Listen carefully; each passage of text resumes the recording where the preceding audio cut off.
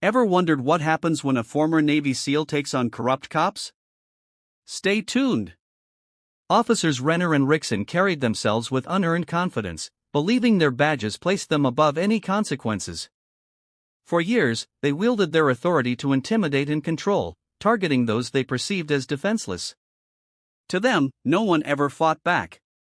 Until when they stopped a black woman walking her 2 dogs, they thought they had found another easy target. She looked ordinary, vulnerable, like someone who would comply without question. What they failed to notice was the precision in her movements, the steady focus in her eyes. They didn't know she was a former Navy SEAL, trained for moments far more dangerous than a street encounter. They thought they could overpower her. They thought her silence was submission. They thought her dogs were harmless companions. They were wrong. What happened next shattered their illusion of control and proved that justice could not be silenced. Before we go any further, comment where in the world you are watching from and make sure to subscribe to Dark Threads. Will her dogs turn the tide, or will the officer's power prevail? Keep watching. Amara strolled down the cracked sidewalk as dawn painted the sky in shades of gray and orange. Chaos and Mercy, her 2 German shepherds, padded silently at her side. The air was still crisp, untouched by the day's heat, and the neighborhood lay quiet. The only sounds being the distant hum of a lawnmower and the occasional chirp of a bird. A few scattered leaves rustled along the pavement as a gentle breeze passed through. This was her favorite time of day. Before the rush of commuters and the noise of the world fully intruded, there was a peaceful solitude that let her breathe. After years in the military, she had learned to savor these small moments. It was different now.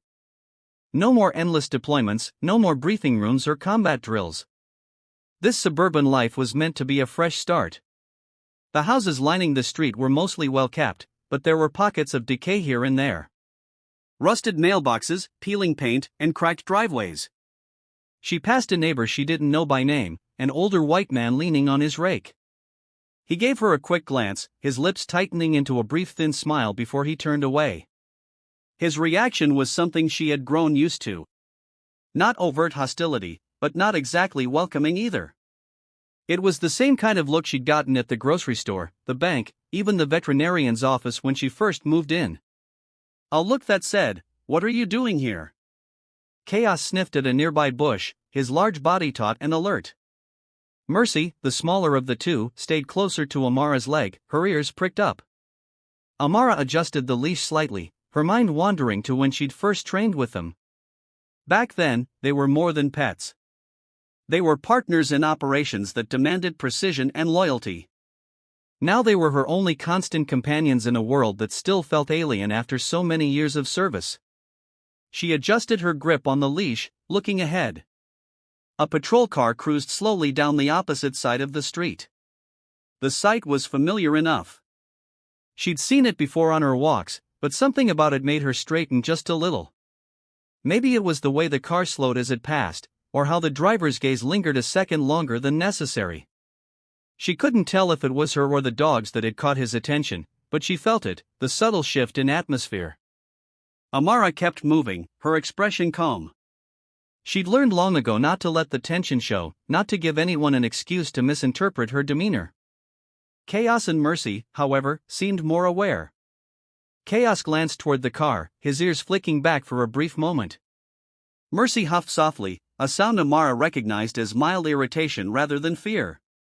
She continued her route, turning the corner where the sidewalk grew more uneven. Memories flickered in her mind. The rigorous days of training, the missions where failure wasn't an option, the moment she decided to leave it all behind. Civilian life had its challenges, but nothing compared to the pressure of knowing a single mistake could mean the difference between life and death. This walk, this simple routine was her way of staying grounded. Another few blocks passed before she noticed the patrol car again. Now parked at the edge of a small strip of grass. 2 officers stepped out, one tall and stocky, the other lean and sharp-faced. They weren't looking her way at first, but as she approached, their attention shifted. The taller officer with the name Renner stitched onto his uniform leaned against the car casually. His expression was neutral, but there was something in his eyes, something assessing. "Morning," Renner called out, his tone light, almost pleasant. Morning, Amara replied, keeping her steps steady and measured. Nice dogs, he said, gesturing toward Chaos and Mercy. What breeds are they? She felt the first note of unease then, but kept her voice steady. German Shepherds. Good guard dogs, I bet. Renner smiled faintly, but it didn't quite reach his eyes. His partner, whose name tag read Rickson, stayed quiet, but watched her closely. Just pets, Amara said. Renner's smile didn't fade. Pretty big for just pets. Mercy stiffened at her side, the leash pulling taut. Amara subtly adjusted it again, glancing down at the dog before looking back at the officers.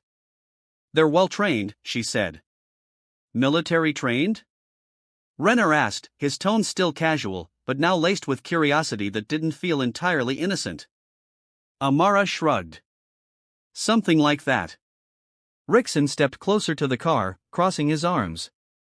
What kind of training are we talking about? He asked, his voice had an edge now. Still conversational, but more pointed. Bet you don't see dogs like these much in these parts. Chaos's ears flattened slightly. Mercy let out another soft huff.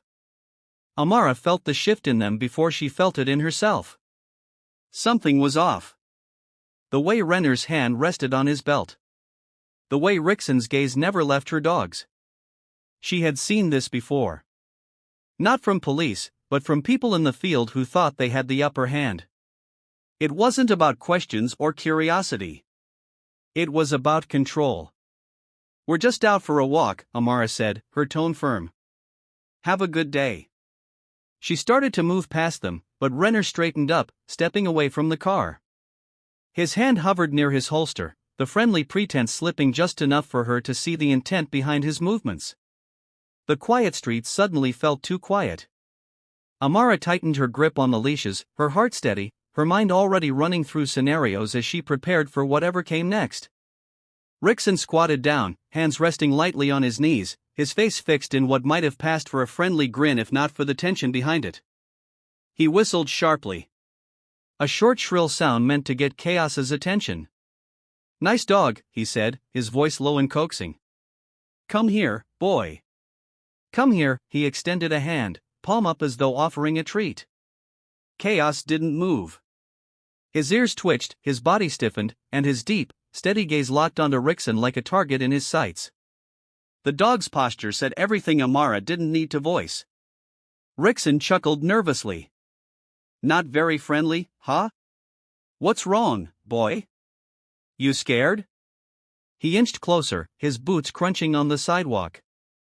Don't, Amara warned. She kept her voice calm even.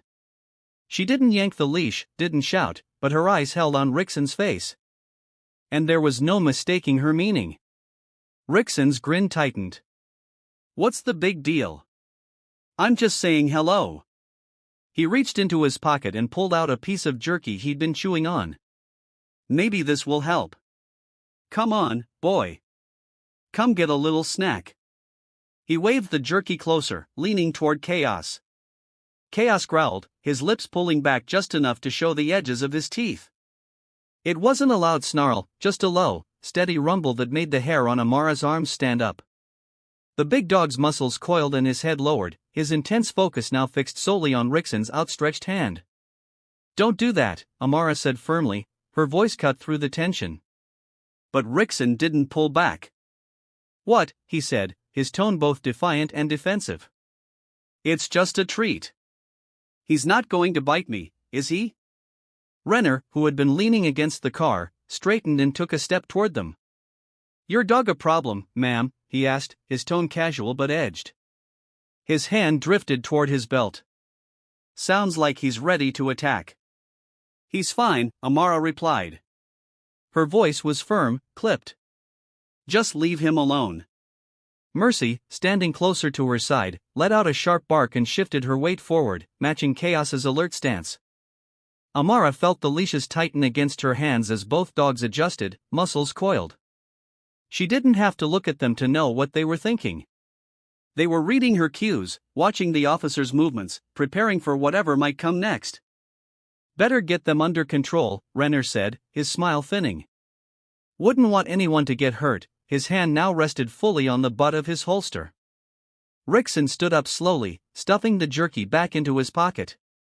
Just saying. If your dog's that aggressive, it's a problem. They're not aggressive, Amara said, her tone still steady. You're provoking them. Provoking? Rickson laughed. It was a brittle, humorless sound. I'm just being friendly. You know, folks like you move into neighborhoods like this and think you can just walk around, make your own rules. Chaos barked sharply, cutting him off.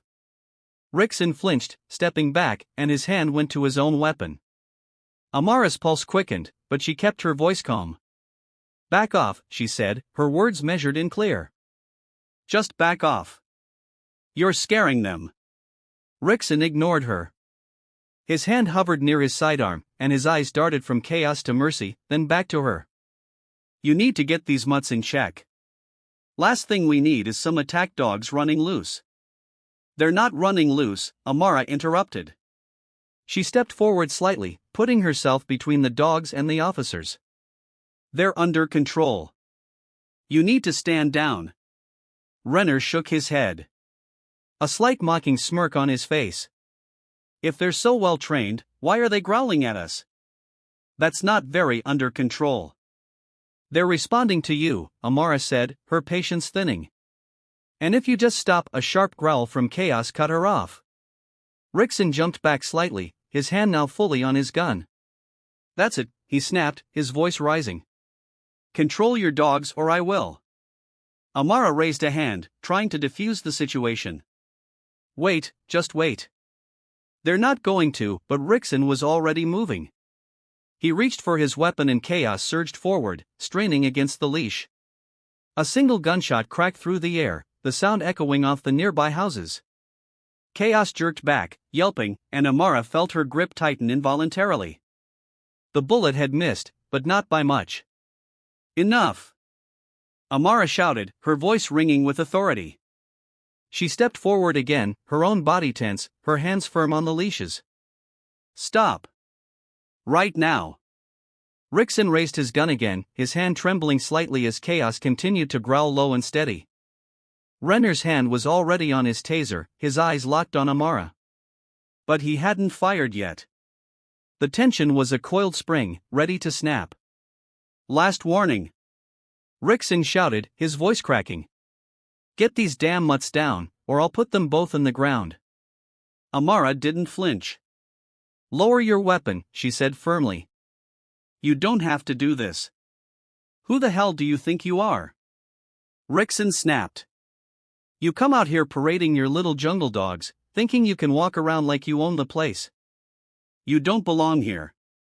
Her jaw tightened, but she kept her tone steady. I said, lower your weapon. Renner's voice cut through the air, sharp and condescending. You really think you can just bark orders at us? You're outnumbered, sweetheart, and no one's going to back you up. The dogs shifted, their muscles tensing, waiting for her signal. Amara didn't give it yet. She took a slow step forward, keeping her hands out, palms visible. You need to step down, she said, her voice cold now. You're out of your league. Oh, we're out of our league, Rickson laughed, but there was no humor in it. Look at you. What? You some kind of wannabe soldier? You think you're tough 'cause you got some scary dogs? Don't do this, Amara said again, her tone cutting through his words like a blade. I'm giving you a chance to walk away. Renner smirked, the taser in his hand clicking faintly as he flipped it on. She thinks she's giving us a chance, he muttered. What a joke. Go ahead, Rickson sneered. Make a move. I dare you. That was all she needed. In one fluid motion, Amara moved forward. Her hand shot out, grabbing Rickson's wrist and twisting it hard, forcing the gun downward. He yelped, his finger pulling the trigger involuntarily, but the shot went into the ground. Before he could recover, Amara slammed her elbow into his temple, dropping him like a sack of bricks. The gun clattered to the sidewalk as Rickson crumpled, clutching his head. Renner reacted instantly, raising the taser. That's it, he shouted. I warned you. Before he could fire, Chaos surged forward, his jaws closing around the taser. The device slipped from Renner's grip as the large dog yanked it away, his growl echoing off the houses. Renner stumbled back, his hand going to his baton instead. "Get these damn dogs off me!" Renner yelled, swinging the baton wildly. Mercy darted in, snapping at his hand, forcing him to drop the baton. He tried to retreat, but the dogs moved as a unit. Chaos blocking him while Mercy lunged, keeping him off balance. Amara kept her focus, stepping around Rickson's sprawled form to grab the body cam from his vest. Her fingers worked quickly, yanking it free as the chaos unfolded. She glanced up just long enough to see Renner falling back against the patrol car, cursing and flailing at the dogs. He couldn't even get his radio out of his belt before Chaos swiped at it, sending it skittering across the pavement. A neighbor's porch light flicked on from the corner of her eye. Amara noticed a silhouette at a window. A phone held up. Someone was filming. She didn't stick around. Clutching the body cam, she snapped her fingers twice. Chaos and Mercy retreated instantly, falling in beside her as she turned and sprinted down the street. Behind her, Renner's angry shouts filled the air. "She's running! Get her! Damn it!" But by the time Renner regained his footing and reached for his radio, Amara and the dogs were gone, disappearing into the early morning shadows. Amara moved quickly through the dense woods, her boots crunching against leaves and branches. Chaos trotted slightly ahead, his nose to the ground, while Mercy stayed close to her side. The forest offered cover, the early morning light barely filtering through the thick canopy above. The dogs were quiet, their ears swiveling at the faintest sound. Despite their calm, Amara noticed the slight limp in Mercy's step, and the streak of matted fur near Chaos's shoulder. They didn't stop until the undergrowth thinned and a narrow path appeared. One she recognized from months of solitary hikes. The old cabin came into view, hidden behind a line of pines and almost swallowed by the forest. The structure was small with faded paint and a sagging porch. It hadn't been lived in for years, but the walls were still intact, and it was far enough from any main road to buy her time. Amara pushed the door open, stepping into the musty air inside. She scanned the small space. A single room with a dusty table, an old chair tipped over in the corner, and a cot that might hold together for one night. Chaos and Mercy followed her in, their breaths steady, but their movements slower now. She lowered herself to the floor, pulling her backpack around and rummaging for her first aid kit. As she worked on cleaning Mercy's paw and checking Chaos's shoulder, her mind raced. The adrenaline was starting to wear off, and the reality of the situation hit harder with every passing moment. She had taken down 2 officers, one with her bare hands, the other disarmed by her dogs, and fled. She knew how it looked, knew how it would be spun. She had seen that neighbor's phone. Someone had filmed it, and by now she was sure the footage was being shared, altered, manipulated. The small portable radio in her bag crackled to life as she adjusted the frequency.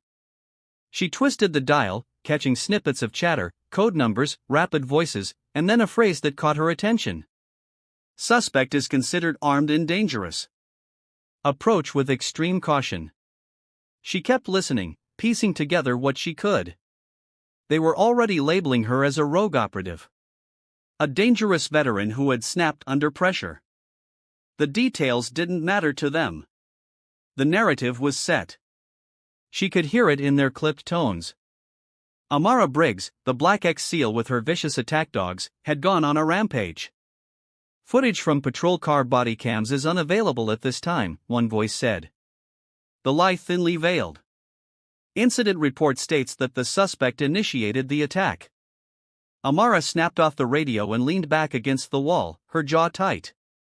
They weren't just covering it up. They were twisting it into something worse. She could feel the weight of her old training pressing down on her. The rules she'd learned, the procedures she'd followed, the chain of command that was supposed to ensure order, it all meant nothing now. She was the enemy in their story. Mercy nuzzled her hand, snapping her out of her thoughts. She gave the dog a quick scratch behind the ears before reaching into her bag again. This time, she pulled out a cheap burner phone. She stared at it for a moment, knowing the call she had to make wouldn't be easy.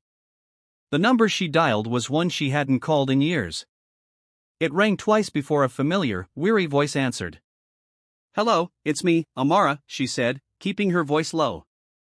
"Gina, I need your help." Her sister's sharp intake of breath was audible. "Amara, what the hell's going on? Your name's all over the news." "Listen," Amara cut in, her tone firm. "I don't have time to explain everything. I need you to find security cam footage from the houses near where it happened. The police are covering it up, and I need proof." "Proof? Proof of what?" "They're saying you attacked 2 officers." "Just do it," Amara said. "I'll explain later. I need those files. Please, Gina." There was a long pause on the other end of the line. Amara could almost hear the wheels turning in her sister's mind. Finally, Gina said, "I'll see what I can do." "But this is risky, Amara." "I know," Amara said, cutting her off. "I know what I'm asking. But you're the only one who can do this." Another pause, then a reluctant, "Okay, I'll call you back when I have something." The line went dead. Amara lowered the phone and leaned her head back against the wall. The cabin was quiet again, save for the sound of the dogs settling down beside her. Chaos let out a heavy sigh and closed his eyes while Mercy rested her head on Amara's knee. They would only stay here long enough to catch their breath. She knew the trail wouldn't stay cold for long. Detective Lee Darnell sat in her unmarked car. The printed copy of the incident report spread across her lap. Her eyes darted back and forth between the lines of text and the small digital screen of her body cam viewer. The discrepancies were glaring. According to the official report, the body cam footage was unavailable due to technical failure, but the metadata told a different story. The cameras had been recording at the time and the files weren't corrupted. They had been manually deleted after the incident. Darnell's phone buzzed on the passenger seat, but she ignored it. The pattern was familiar. In her years working internal investigations, she had seen too many cases where inconvenient footage simply vanished. Still, there were details in the report that didn't add up. Statements from the responding officers were riddled with inconsistencies from the timing of their arrival to their description of the suspect's actions. It was the kind of thing that usually slipped by unnoticed unless someone took the time to read every word. And that was exactly what Darnell had spent the past hour doing. With a sigh, she grabbed her notepad, jotting down a few more questions for later. Then she folded the report, slid it into her bag, and started the car. She needed to see the scene for herself. The neighborhood was quiet when she arrived. The kind of suburban street that looked picturesque on the surface, but often hid festering tension. Darnell parked down the block and walked slowly toward the spot mentioned in the report. Her plainclothes attire helped her blend in. Just another woman out for a walk. She scanned the area, her eyes falling on the sidewalk where the scuffle had supposedly taken place. The dried blood stain was still faintly visible, though it had been haphazardly washed away. Nearby, she spotted a small pile of shattered plastic. Kneeling down, she recognized the remnants of a broken phone case. This wasn't mentioned in the report, and it wasn't logged as evidence. The official account stated that the suspect's phone had been confiscated intact. Darnell stood up, dusting off her hands. She turned her attention to the houses nearby, her gaze drifting to a porch light with a security camera above it. If she had been here that morning, she'd have checked that footage immediately. But according to the report, there was no relevant footage from nearby residences. Now, seeing the camera clearly intact, she suspected that wasn't true. Something had been deliberately left out. A few hours later, Darnell sat at her desk, reviewing everything she'd gathered. The removed footage, the missing evidence, the vague language in the reports. All of it painted a picture of a cover-up. The suspect, Amara Briggs, might not be the out-of-control rogue veteran they were making her out to be. Darnell knew better than to jump to conclusions, but the more she dug, the more the official story began to crumble. She pulled up her secure email, drafting a message to a trusted contact who could access archival footage from nearby traffic cameras. If the officers on scene had wiped the local home security feeds, they might have missed the city-owned cameras on the main road leading in. Darnell wasn't taking any chances. Amara Briggs was dangerous. She didn't doubt that. But dangerous didn't always mean guilty. And if Briggs had a reason for her actions, Darnell needed to know what it was before the situation spiraled further. Amara, meanwhile, had made her way to an old friend's workshop, an old storage facility converted into a private armory. Curtis Tech Harland had been her go-to-gear expert back in her SEAL days. Retired now, he spent his time building custom equipment and tinkering with experimental gadgets. The workshop smelled of machine oil and solder. The workbenches cluttered with half-assembled drones and modified body armor. Curtis looked up from his latest project as Amara entered, the dogs at her side. "You're making my shop look bad, Briggs," he said with a faint grin. "What the hell happened?" "Long story," Amara said, her tone clipped.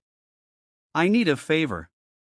He eyed her carefully, taking in the faint scratches on her hands and the grim set of her jaw. "You don't ask for favors unless it's serious." "It is." Curtis set down his tools and stood, wiping his hands on a rag. "What do you need?" Amara laid out her request. Replacement comms equipment, upgraded harnesses for the dogs, and a portable surveillance scanner. Curtis didn't ask why. He simply nodded and started gathering what she needed. Amara watched him work, her mind already racing ahead. If she was going to survive, she needed more than just brute force. She needed eyes, ears, and a way to stay one step ahead. Back in her apartment, Gina stared at her computer screen. She had spent the last 2 hours pulling security cam footage from a couple of nearby houses.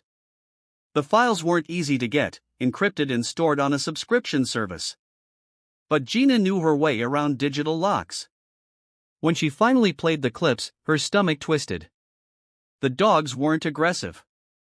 Not at first. The footage showed Chaos and Mercy, standing alert, but still reacting only after one of the officers had leaned in close, making a sudden, sharp movement. Gina watched as Amara tried to de-escalate. She saw the officers step toward her, the dogs growing defensive. It was clear now. The initial aggression hadn't come from the dogs. It had come from the officers.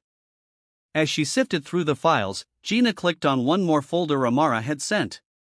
The body cam footage she'd taken from one of the officers. It showed the confrontation in brutal clarity. The audio picked up Amara's calm but firm instructions for the officers to back off, followed by their dismissive, racially charged remarks. The camera caught Rickson's sudden lunge toward the dogs and the ensuing chaos. Gina's jaw tightened as she watched. The raw footage told a different story than the official reports. Amara wasn't the instigator. She saved the files to an external drive. Her mind racing. Amara had given her what she needed, proof that something was being covered up. But now Gina realized just how deep this mess went and just how much danger they both were in. Amara sat in the corner of the small cabin, her back against the wall and her legs stretched out in front of her. Chaos and Mercy lay close by. Their steady breathing the only sound in the otherwise silent room. She'd managed to get them cleaned up and bandaged. Chaos's shoulder was a little stiff, and Mercy had a slight limp, but they were resilient. They always had been. The warmth of the dog's presence was grounding, but her mind remained a storm of thoughts. The fight with Rickson and Renner replayed over and over in her head. She should have seen it coming. She should have known that their stares, their tone, their stance were more than casual intimidation. Her training should have kicked in sooner. Instead, she'd let it escalate. And now she was running from everything she'd tried so hard to leave behind. Guilt pressed down on her, heavy and sharp. Guilt for the chaos her actions had caused, for the trouble she'd brought to Gina by involving her, for the chance that someone innocent might get caught up in the fallout. But that guilt was accompanied by anger. Anger at Renner and Rickson for starting it, at the system that protected them, at the twisted narrative they'd spun. And beneath all that, her survival instincts churned, reminding her that guilt and anger didn't matter if she didn't live through this, if she was caught, if she was silenced. No one would ever know the truth. Chaos stirred and let out a low, contented sigh, his big head resting on his front paws. Mercy shifted closer to Amara's side, nudging her knee gently. The simple presence of the dogs, their quiet loyalty and readiness pulled her back to the present. She reached out, scratching behind Mercy's ears, and let herself focus on the steady rhythm of their breathing. They didn't judge her. They didn't question her choices. They were here, ready to move, to fight, to protect. Her burner phone buzzed on the floor next to her, pulling her from her thoughts. She picked it up and checked the encrypted message that had just come through. The sender wasn't one she recognized, but the signature at the end was unmistakable. Lee Darnell. The message was brief, carefully worded, but the intent was clear. Darnell was offering help, and she was being cautious. She'd gone through a contact, encrypting her message to ensure no one else could track it. The words carried a quiet urgency. "I can help you," it said. "Let me prove you're not the threat they're making you out to be." Amara stared at the message, her mind racing. She didn't know if she could trust Darnell, but something in the detective's wording gave her pause. There was no condescension, no assumption of guilt. Darnell wanted the truth, not a quick resolution. If Amara had any chance of clearing her name, it might lie in this tentative ally. At that same moment, miles away, Renner leaned back in his office chair, his eyes fixed on the monitor in front of him, his jaw tightened as the footage from Gina's external drive played. It wasn't supposed to exist. He'd seen to it that all evidence had been wiped, but there it was. Clear shots of Rickson provoking the dogs, of Amara trying to de-escalate, of Chaos and Mercy acting defensively rather than aggressively. The footage cut through the official report like a knife. Renner's hand hovered over his desk phone. "She's smarter than I thought," he muttered. Gina had managed to find and piece together fragments he'd assumed were gone. That wasn't just luck. That was skill. His eyes narrowed as he glanced at the logs he'd pulled. He had traced the IP address where the files were backed up, and it led straight to Gina's apartment. He dialed a number, his tone cold. "We've got a lead. I know where her sister is. Let's pay her a visit." Gina's apartment was eerily quiet when Amara dialed her burner phone that afternoon. She had been checking in every few hours, her heart tightening each time Gina didn't pick up. But this time, something was different. The line wasn't dead. Instead, she heard faint muffled sounds, a low static, a scrape of something metallic, and what might have been voices in the background. It wasn't much, but it was enough to send a shiver through her. The phone was still active. Amara quickly pulled up the location tracking software Gina had installed on the burner. Gina had insisted on it when they started working together in case either of them got in too deep. The signal came into focus on the screen.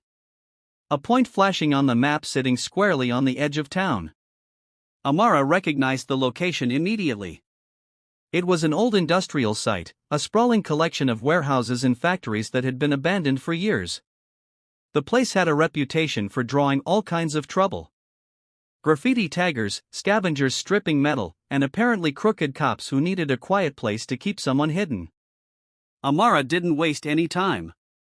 She clipped the phone to her belt, quickly checked Chaos and Mercy's harnesses, and shouldered her bag. The dogs sensed her urgency immediately. Chaos stood at attention, his ears forward and body rigid, while Mercy pressed close to her side, ready to move. "Let's go," Amara said, her voice calm but firm. She couldn't afford to let any panic creep into her tone. The dogs fed off her energy, and right now she needed them steady. They set off on foot, cutting through the wooded back trails that wound around the neighborhood. Amara kept her pace brisk, moving swiftly but silently.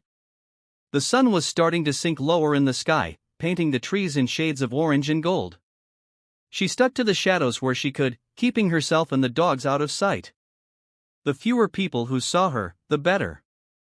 The closer she got to the industrial site, the more focused her mind became. Memories of the place surfaced.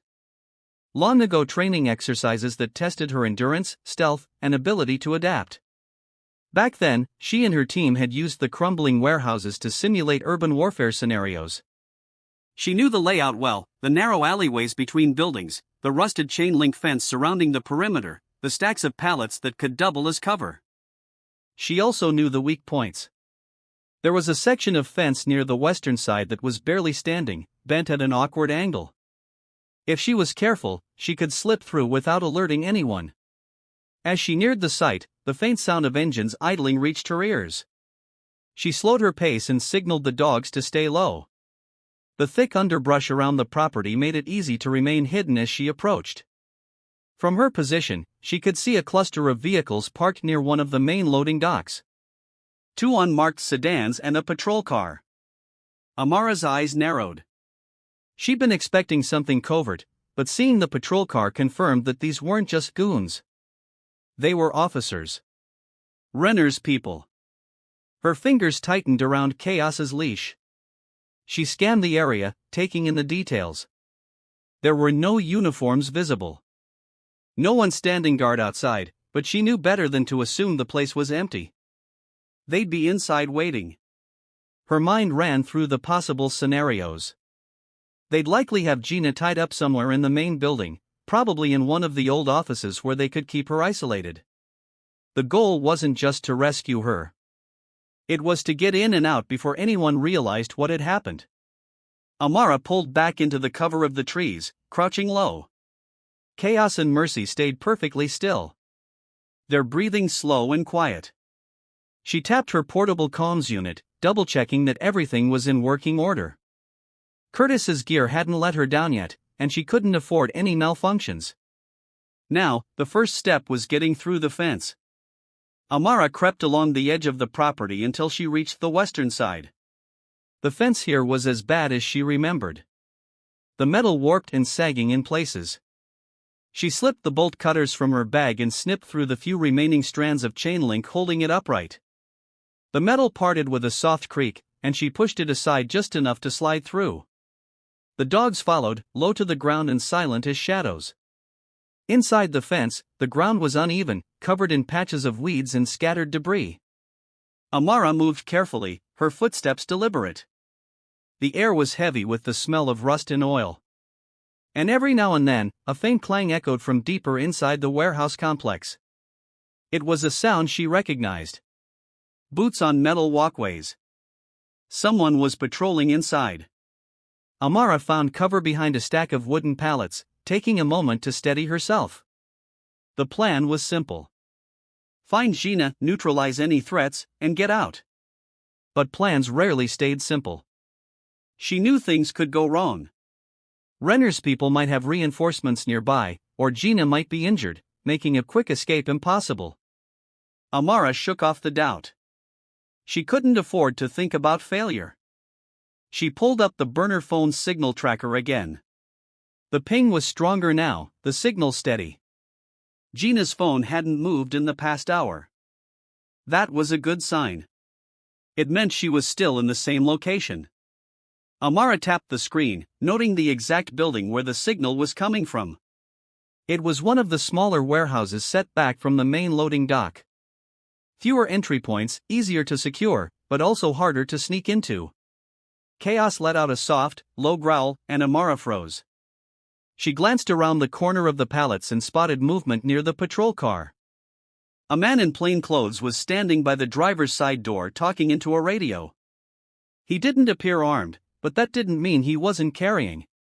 Amara watched him for a moment, her body still as she weighed her options. The longer she stayed out here, the more likely someone was to notice her. She needed to move. With a quiet hand signal, she directed Chaos and Mercy to follow. They stayed close, their movements fluid and precise. Amara worked her way around the side of the building, keeping to the shadows. She could hear the faint hum of a generator somewhere inside, the sound blending with the occasional metallic creak. Every step brought her closer to Gina. Amara pressed herself against the cold, rusted metal wall, her pulse steady and her breathing controlled. Chaos and Mercy crouched at her side, their eyes locked on her as she scanned the dimly lit warehouse. Inside, the faint buzz of a generator mixed with the distant murmur of voices. She caught snippets of conversation, men joking about their next payday, someone grumbling about having to stand watch again. She touched Chaos's head lightly, signaling him to stay put, and crept toward the nearest stack of crates. The crates were old and splintered, piled haphazardly in the center of the room. Beyond them, she could see 3 men clustered near a makeshift table. They were dressed in civilian clothes, but the holsters on their hips and the assault rifles leaning against the table told her everything she needed to know. Renner's hired muscle. Her first objective was to eliminate these sentries quietly. If she could take them out without alerting the others, she'd have a clear path to the office where Gina was likely being held. She crouched lower, moving silently, her boots making no more than a whisper on the concrete floor. The nearest man was standing with his back to her, flipping through a deck of playing cards. Amara slipped behind him, one arm locking around his neck, the other gripping the back of his head. A sharp, controlled twist, and he went limp. She lowered him carefully, setting his body down without a sound. The second man looked up, his brow furrowing when he noticed his friend was gone. "Hey!" Where Amara surged forward before he could finish. She grabbed the man's arm, twisting it behind his back, and slammed his head into the edge of the table. He crumpled with a muffled grunt. The third man reached for his rifle, but Chaos moved like a shadow. A low growl was the only warning before the dog lunged, his powerful jaws clamping onto the man's arm. The mercenary yelped, the rifle clattering to the floor. Amara stepped in, her elbow connecting with the side of his head. He went down and Chaos released his grip, returning to her side immediately. "Good," she whispered, giving Chaos a quick pat. She scanned the room again. No movement. The 3 sentries were down, and she still had the element of surprise. Amara signaled to Mercy, who slipped ahead into the next section of the warehouse. The dog moved with precision, her ears alert, her nose low to the ground. Mercy stopped at the edge of a stack of barrels, her body tense. Amara followed, peeking around the corner. 2 more men stood by a small alcove, their attention focused on a portable monitor showing security camera feeds. She needed to get to that monitor. If she could disable their surveillance, her chances of staying undetected would increase significantly. She pulled out a small modified flashbang from her belt, one Curtis had given her. It wasn't designed to cause a loud explosion, just a short blinding flash. She lobbed it toward the alcove, ducking back as the light flared. Both men stumbled, cursing, their hands flying to their eyes. Amara moved quickly, delivering a sharp kick to the first man's knee, sending him sprawling.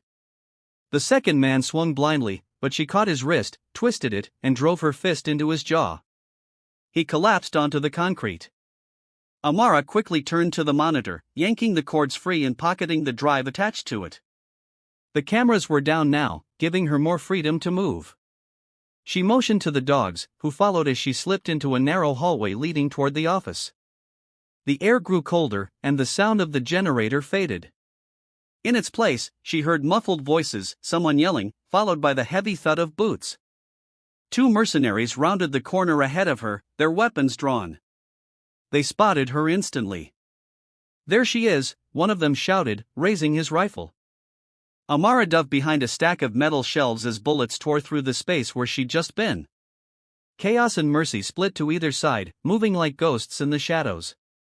Amara reached for her sidearm, peeking out just long enough to fire a single controlled shot. The first mercenary dropped with a cry, clutching his leg.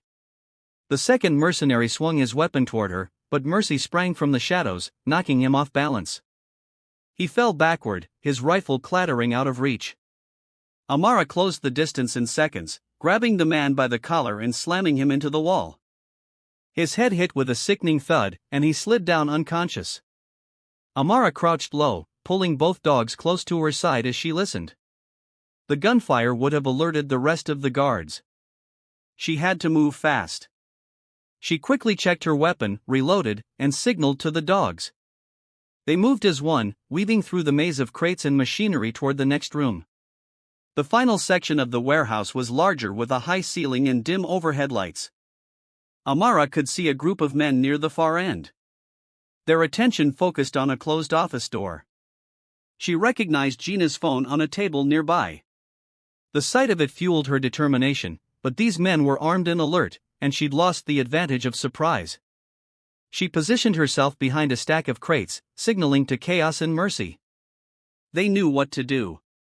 Chaos moved to the left, circling around the room while Mercy stayed low, waiting for Amara's signal. Amara drew a deep breath, then stepped out into the open. "Hey," she shouted, her voice ringing through the warehouse. The guards turned, their weapons snapping up. "It's her," one of them yelled, opening fire. Amara ducked back, the bullet slamming into the crates and sending splinters flying. She returned fire, aiming carefully, taking down one of the guards before ducking behind cover again. Chaos struck from the side, a blur of movement that took down another man before he even knew what hit him. Mercy followed, her teeth sinking into a guard's arm, disarming him as Amara moved in. The fight was chaotic. A blur of gunfire, snarling dogs, and sharp, calculated strikes. Amara moved with precision. Each step deliberate, each shot controlled. Chaos and Mercy were her extensions, responding to her hand signals, cutting through the guards like a well-rehearsed team. When the last guard fell, the room went quiet. Amara stood still for a moment, catching her breath. Chaos and Mercy returned to her side, their tongues lolling, their eyes alert. She moved quickly to the office door, pressing her ear against it. She could hear Gina's muffled voice, shouting at someone. Without hesitation, Amara stepped back and delivered a sharp kick to the door. The lock gave way and the door flew open. Amara stormed through the office door, her weapon ready. The room was small, barely more than a storage space with a metal chair bolted to the floor and a single flickering light above. Gina was tied to the chair, her head down, wrists bound tightly to the armrests. A man stood over her, knife in hand, his knuckles white from the grip. His head snapped up when Amara entered, and without hesitation, he lunged toward her. She stepped back just in time to avoid the knife's arc, letting it slice the air a breath away from her face. Before he could recover, she struck, grabbing his wrist with one hand, twisting it until the blade clattered to the floor. The man swung his free fist at her face, but she ducked low and drove her knee into his side. He grunted, stumbled, and reached for his waistband. Amara wasn't about to let him pull a second weapon. She surged forward, slamming her shoulder into his chest and sending him crashing into the desk. The force knocked over a stack of papers and a cheap radio, but the man was still moving. He grabbed her arm, pulling her off balance, and the two of them slammed into the wall. The impact made Amara see stars for a split second, but her training took over. She drove her elbow into his ribs, heard the satisfying crack of bone, and followed up with a sharp jab to his throat. He gasped, clutching his neck, but he still didn't drop. He grabbed for her again, fingers clawing at her jacket. She brought her boot down hard on his knee, and he collapsed to one side, groaning. Amara reached for the knife on the floor, but the man lashed out, kicking it away before she could grab it. He was scrambling back to his feet, his face twisted with rage, his hand reaching toward the chair's armrest where another blade was taped. Chaos moved first. The big German shepherd leaped at the man, jaws snapping onto his forearm before he could pull the second knife free. The man screamed, flailing, trying to dislodge the dog, but Chaos held firm. His growl was low, primal, a sound that shook the walls. The man swung wildly at the dog's head with his other hand, but Mercy came in from the side, teeth sinking into his calf. He buckled under their combined assault, falling to the floor, and still they didn't let go. Amara crouched beside Gina, using her blade to cut through the bindings. "You okay?" she asked, her voice calm. Even as the chaos unfolded behind her, Gina's voice was shaky. Yeah, just get me out of here." The man was still struggling, cursing loudly as Chaos and Mercy kept him pinned. His kicks were slowing, his movements more frantic than calculated now. "Call them off," he shouted, his voice desperate. "They'll kill me." Amara turned to him, her expression cold. "Should have thought about that before you tried to knife me." The man's eyes widened as Chaos growled deeper, his jaws tightening just enough to draw blood. He thrashed, trying to roll away, but the dogs adjusted instantly, keeping him trapped. Amara finished cutting Gina's bonds and helped her to her feet. "You need to walk," she told her. "Can you do that?" Gina nodded, though her legs were shaky. "I can walk. I have the footage. It's all on the drive." Amara gave a single nod, then turned her attention back to the man on the floor. He was still pleading, his voice rising in pitch. "Please call them off." "I'll tell you anything." "I swear I'll." Amara cut him off sharply. "Who sent you? How many more are out there?" The man was panting now, his face pale. "It's Renner," he spat. "It's all Renner. He wanted her. He nodded toward Gina, his words rushing out. He wanted her shut up. Said she was digging too deep. That's all I know. That's all I know. Amara studied him for a long moment. He was trembling, his body starting to go limp under the weight of the dogs. Chaos snarled again, teeth shifting on the man's arm, and Amara saw him wince, his head dropping back against the floor. The fight was gone from him now. She raised her hand, giving Chaos a subtle signal. Slowly, the dog released his grip, stepping back but staying close. Mercy followed a moment later, her teeth leaving the man's leg as she sat beside Chaos, their eyes still locked on him. Amara straightened up, looking down at the man who was now crumpled on the ground, clutching his bleeding arm. You tell Renner I'm coming, she said quietly. And he won't see me coming. The man didn't respond, just groaned and curled tighter, his face pressed to the dirty floor. Amara turned to Gina, supporting her weight as they made their way out of the room. Behind her, Chaos and Mercy followed. Their ears pricked, ready for whatever came next.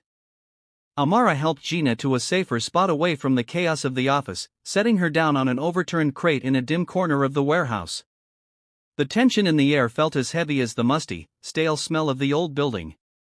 Gina winced as she rubbed her wrists, her eyes scanning Amara's face. She looked shaken but determined, her resolve as sharp as ever despite the ordeal she'd been through. You okay? Amara asked, keeping her voice low. Gina nodded, though her voice was still a bit shaky. I've been better, but I've also been worse. Amara allowed herself a faint smile at her sister's attempt to stay strong. She crouched down, staying close enough to hear Gina clearly, but still keeping an eye on the office door. She couldn't be sure if more of Renner's men were nearby. We don't have much time. What did you find? Gina didn't waste a moment. After you first told me about what happened, I started looking into the officers involved. At first, I thought it was going to be the usual guys with a few complaints swept under the rug. Maybe some suspicious gaps in their service records. But Renner was different. The deeper I dug, the more the pieces didn't add up. His credentials, his transfer paperwork, even his date of hire. It all seemed off. Amara frowned. What do you mean off? His file reads like someone copied it out of a training manual and just dropped it into the system, Gina explained. Nothing about his record was organic. It was too clean. No reprimands, no minor infractions, just a glowing picture-perfect career path that looked suspiciously fabricated. So I started pulling at the threads, cross-referencing dates and documents. That's when I found the redacted files. They were buried deep, but they were still there. Renner wasn't a career cop. He was CIA. Amara's eyes narrowed. CIA? You're sure? Gina nodded. Yeah. He wasn't just some agent either. He was attached to a black ops unit off the books, running operations that weren't exactly sanctioned. At least not in the way they were supposed to be. Whatever he was involved in, it went bad. The files are heavily redacted, but the details I found paint a pretty damning picture. There were mentions of unauthorized missions, civilian casualties, and a cover-up that got him reassigned. He was supposed to disappear, but instead, he reinvented himself as a police captain. This whole thing, stopping you, targeting you, it's personal. He's tying up loose ends from his past, and you're one of them. Amara leaned back, processing the information. So he's not just a corrupt cop. He's a ghost with a grudge. Exactly, Gina said. And he's been using his position to bury anything that could expose him. The body cam footage, the reports, he's had years to perfect this game. Amara's jaw tightened. Then we need to end it. Gina nodded, pulling the external drive from her pocket. This has everything. The security footage, the body cam files, the redacted CIA records. It's enough to bring him down if we can get it out there. Amara took the drive, her fingers closing around it. We will. But we need a plan. Somewhere secure to upload it. I know someone, Gina said. A contact from my old hacking days. They can help us distribute it safely. but we'll need to move fast. Renner's not going to sit still once he realizes I'm gone. Amara stood, helping Gina to her feet. Then let's not give him the chance. They moved quickly through the warehouse, the dogs staying close, their senses sharp. Amara's mind raced as she calculated their next move. The industrial site was no longer safe, but with Gina's contact, they had a shot at turning the tables. As they reached the edge of the property, Amara glanced back at the flickering lights of the warehouse. Renner's world was crumbling, and she was the one holding the key to its collapse. The night air was cool against her skin as they disappeared into the shadows, the sound of Chaos and Mercy's steady pause the only rhythm in the darkness. Back at the cabin, Amara and Gina worked late into the night. The burner phone sat on the table between them, its screen casting a faint glow across their faces. Gina's contact had come through, providing a secure upload link and a list of journalists who could be trusted with the truth. The process was slow, each file encrypted and sent in fragments to avoid detection. Chaos and Mercy lay nearby, their breathing a quiet comfort as the hours ticked by. Darnell arrived just before dawn, her expression grim but determined. She carried a file folder under her arm, its edges worn from repeated handling. "I've been digging," she said, setting the folder on the table. "Renner's deeper than we thought. This isn't just about you, Amara. He's been running a network favors, blackmail, people who don't even know what he's really done. They see him as this stand-up officer, someone who can get things done, and they don't realize he's playing them." Amara crossed her arms. "You're saying the reason this all feels so personal is because it is?" "Exactly," Darnell said. "And he's been doing it piece by piece. You're not the only one on his list, but you're the one he's fixated on right now. You're the one he blames most." Amara leaned back in her chair, her gaze steady. "So, what's next?" Darnell slid the file across the table. "I've been compiling everything I can find. His financial records, discrepancies in his department transfers, inconsistencies in his reports. Combined with the footage you and Gina pulled, we have enough to make a solid case." "Does this get him behind bars?" Amara asked bluntly. "With the right push," Darnell said. "But it's going to take time. Renner's smart. He's covered his tracks well. And even with this evidence, we'll need someone higher up willing to take the risk. But if we keep digging, if we keep applying pressure, we can bring him down." Amara looked at the file, then back at Darnell. "You better be right. Because if this falls apart, if he gets away, he won't, Darnell said firmly. "Not if we stay on him." Amara's expression didn't soften, but she nodded. "Then let's get to work." Amara stood in the safe house kitchen, her hands resting on the edge of the counter as she studied the printed blueprints that Darnell had brought. The detective had managed to get her hands on internal maps of the police headquarters, highlighting access points, surveillance blind spots, and the location of the department's secure server room. The paper spread out in front of her was littered with circles, arrows, and notes in Darnell's tight handwriting, each marking the best route to slip in and out undetected. Gina sat at the small table beside her, laptop open, typing furiously. She was already working on the back end, setting up the tools they'd need to download the files and safely route them to multiple secure storage sites. Her eyes flicked back and forth between the screen and the notes she'd scribbled on a notepad next to her. Chaos and Mercy lay at her feet. But even in their relaxed postures, they were alert, their ears twitching at every faint sound in the room. "This route here," Darnell said, leaning over Amara's shoulder, "is the cleanest. The cameras in that corridor are out of sync. They'll sweep right past you if you time it right. The only thing you need to worry about is the patrol officer who passes through every 20 minutes. If you catch him in the stairwell, he won't even see you coming." Amara nodded, her brow furrowed as she traced the path on the map with her finger. "What about the server room itself?" "Single camera at the door," Darnell replied. "No audio feed, just video. It's tied to a separate system, though, so Gina will have to bypass it remotely. Once you're in, there's a master console. That's where we'll plug in Gina's drive. It should take about 15 minutes to copy everything." Amara straightened, her eyes still on the map. 15 minutes is a long time if something goes wrong, which is why we'll be monitoring every step, Gina said, her voice calm but firm. Once you're in, I'll take over the feed and start the transfer. You just have to keep it steady until the files are out. And the dogs? Amara asked, glancing down at Chaos and Mercy. They're coming in with me. Darnell hesitated. Amara, it's going to be tight quarters. You're sure they'll be okay in that environment? Amara's eyes narrowed slightly. They're trained for this. They'll know how to move, where to stay, and if we run into trouble, I'd rather have them at my side than anyone else. Darnell held her gaze for a moment, then nodded. All right, I trust you know what you're doing.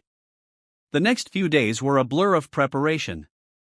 Darnell continued refining the maps, adding notes on patrol schedules and updating escape routes. Gina worked late into the night on her laptop, fine-tuning the encryption tools they'd need to bypass the department's firewalls. Amara spent hours running drills with Chaos and Mercy. They practiced silent takedowns, moving through narrow spaces, and responding to hand signals. Each session was designed to mimic the conditions they'd face in the raid. Dim lighting, confined quarters, and the constant need for absolute silence. By the third night, the team was ready. Darnell spread the final map on the table, pointing to the route they'd settled on. You'll go in through the east maintenance entrance, she said. It's locked but not alarmed. Once you're inside, it's a straight shot to the stairs that'll bring you down to the basement level where the server room is located. Gina will be monitoring everything from here. If anything changes, if patrols shift or a camera comes back online, she'll let you know. Amara nodded. And once I'm in, you'll have a window. Darnell replied. No more than 15 minutes to plug in, download the files, and get out. After that, the system's backup cycle will kick in and they'll notice someone's in the server. 15 minutes, Amara repeated. Got it. Darnell leaned in, her expression serious. If anything feels off, you pull back. This isn't a one-shot deal. We can regroup and try again if we have to. Amara shook her head. No, we finish this now. The longer we wait, the more time he has to cover his tracks. Gina looked up from her laptop. Amara, I've set up a dead man switch. If something happens, if you can't get out, just hit the button I gave you. It'll trigger an automatic upload of everything we've already gathered. That way, at least the story won't die with us. Amara gave her sister a faint smile. Thanks, Gina. Let's hope it doesn't come to that. That night, as they loaded the final gear into a plain unmarked van, Amara crouched beside Chaos and Mercy, giving each of them a quick scratch behind the ears. You two ready? She asked softly. Chaos huffed quietly, his tail wagging once. Mercy licked her hand, her eyes bright and steady. They didn't need words. They were ready. Amara stood, slinging her pack over her shoulder. She glanced at Darnell and Gina, who both nodded. The plan was set. The team prepared. All that was left was to execute it. Let's move, Amara said, and they headed out into the night. Amara crouched in the shadows just beyond the precinct's east entrance, her heart steady and her breathing controlled. The city was silent at this hour. The streets bathed in the faint glow of streetlights. Beside her, Chaos and Mercy stayed low. Their bodies pressed to the ground. Their eyes were locked on her, waiting for the signal. She checked her watch. The camera sweep on this side of the building wouldn't pass again for another 2 minutes. The patrol officer making his rounds was exactly where Darnell had said he'd be, on the opposite end of the parking lot. Timing was everything, and the window was narrow. With a soft exhale, Amara reached into her pack and pulled out the small device Gina had rigged. She pressed the button, watching as the maintenance door's lock gave a faint click, disengaging. Slowly, carefully, she pushed it open and slipped inside. The dogs padding silently behind her. The faint hum of the building's fluorescent lights met her ears, but beyond that, the interior was eerily still. Every step was deliberate as she moved down the dim corridors, her boots brushing against the scuffed tile floor. Chaos led slightly, his body low, nose close to the ground, while Mercy stayed at her flank. The dogs didn't make a sound, responding only to her subtle hand gestures. Each turn in the maze-like hallways brought them closer to the server room. Amara knew this place, not intimately, but well enough. Darnell's blueprints and notes had given her the edge she needed. The hallway cameras were spaced out, the patrol routes predictable, yet the stillness around her was unnerving. Every faint hum of machinery or creak of the building's infrastructure sent a whisper of tension down her spine. She couldn't afford mistakes. Not here. When she reached the basement level, her hand hovered near the small device again. The secure evidence room was ahead, its heavy door and access panel waiting. Amara glanced at Chaos, whose ears twitched as if sensing her hesitation. Mercy stayed still, a steady presence at her side. Not yet, she murmured under her breath, though it was more for herself than the dogs. With one last glance over her shoulder, she activated the bypass. The door lock clicked open, and she eased it inward. The air inside was cool. The temperature controlled to keep the servers running smoothly. The faint glow of monitors cast long shadows across the shelves and locked cabinets lining the room. Amara moved quickly but cautiously. She approached the terminal and pulled Gina's drive from her pocket, plugging it into the main console. The screen flickered to life, the lines of code appearing as the drive began its work. The faint click of keys filled the space as she navigated through the system, starting the transfer. The progress bar appeared at the top of the screen, ticking up slowly, 10%, 15%. She stayed perfectly still, her ears attuned to every creak, every faint sound in the room. She could feel the tension radiating from the dogs. Chaos lay in the corner near the door, his eyes fixed on it. Mercy remained closer, her body low and ready, her gaze occasionally shifting toward the terminal. The seconds crawled by. 20%, 30%. Amara's breathing remained even, though her mind raced. This was the most vulnerable point of the operation. The longer she stayed here, the more likely it was that someone would notice. 34%, 47%. Chaos's ears flicked forward. Amara froze, her hand hovering over the keyboard. The dog's posture changed. Still low, but more alert. Mercy let out a faint exhale, a subtle signal that something wasn't right. Amara's fingers tightened around the edge of the desk. Then she heard it. Footsteps. Not close, but not far enough. They echoed faintly from somewhere above. Amara clenched her jaw, her mind racing. She knew the patrol routes, but these steps weren't where they were supposed to be. Something had shifted.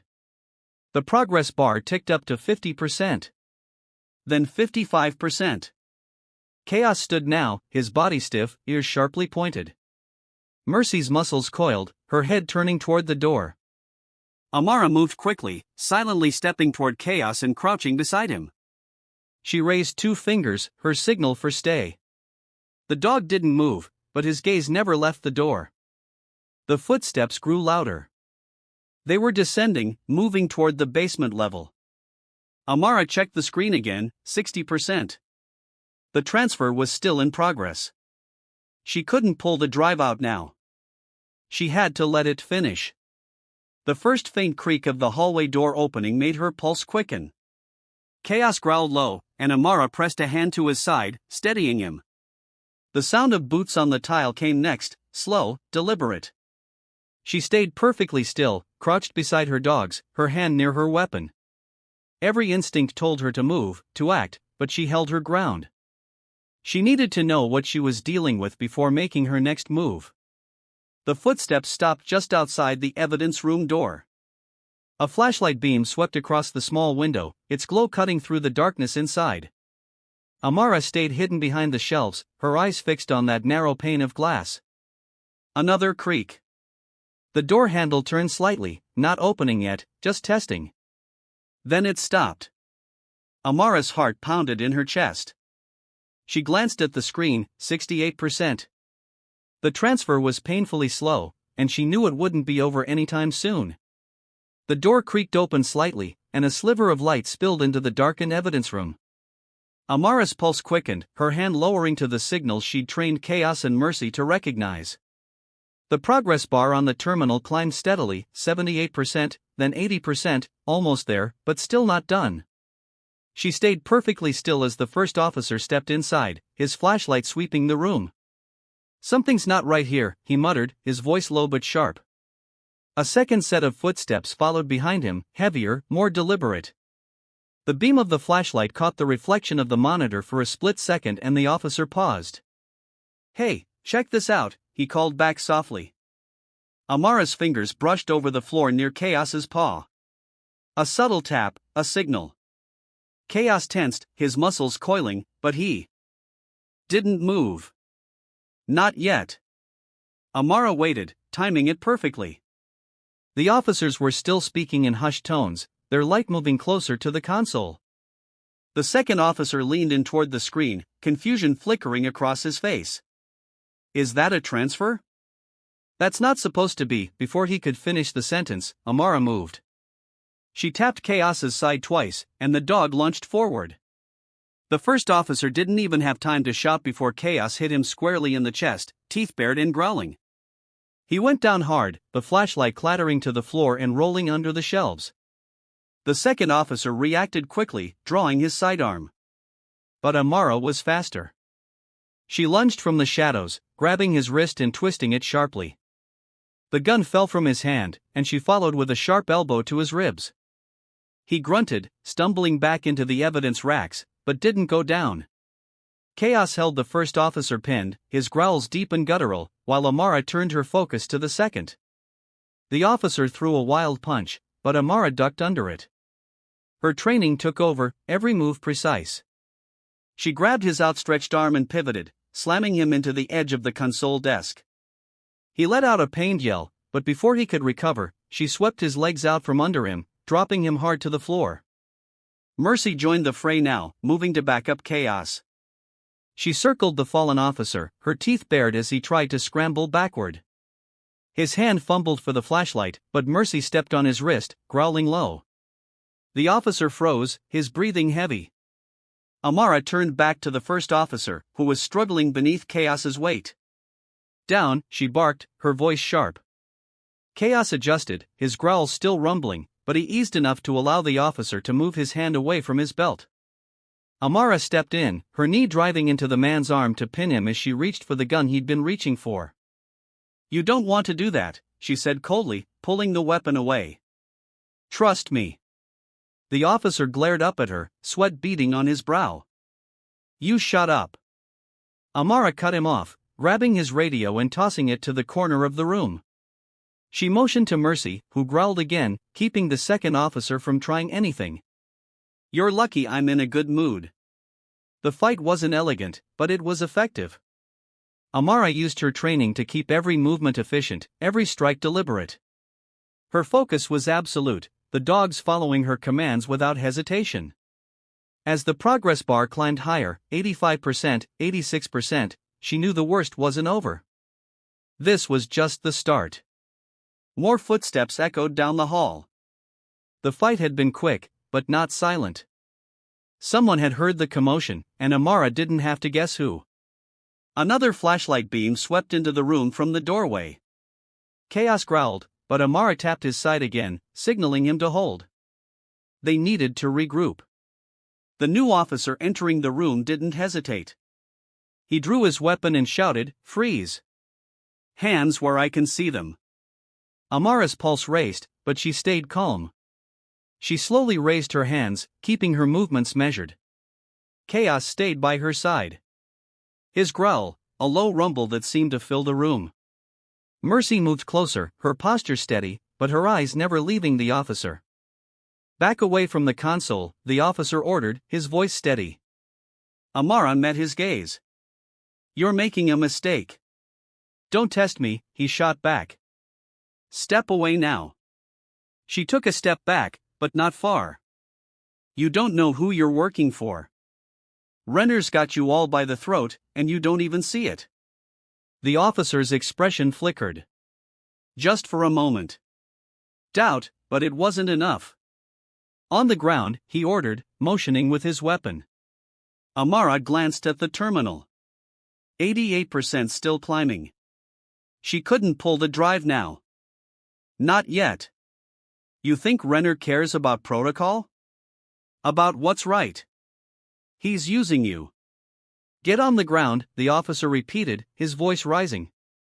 Amara didn't move. Chaos's growl grew louder, and Mercy tensed, ready to spring at her command. The officer's finger twitched on the trigger, but he hesitated. It was all Amara needed. With a quick hand signal, Chaos surged forward. The officer fired, but the shot went wide as Chaos hit him squarely, knocking him back into the shelving. Amara darted forward, grabbing the officer's wrist and slamming his hand against the edge of the console. The gun fell and Mercy was on it in an instant, her jaws closing around it and dragging it out of reach. The officer struggled against Amara's hold, but she used her leverage, twisting his arm behind his back and forcing him to the floor. I told you, she said coldly.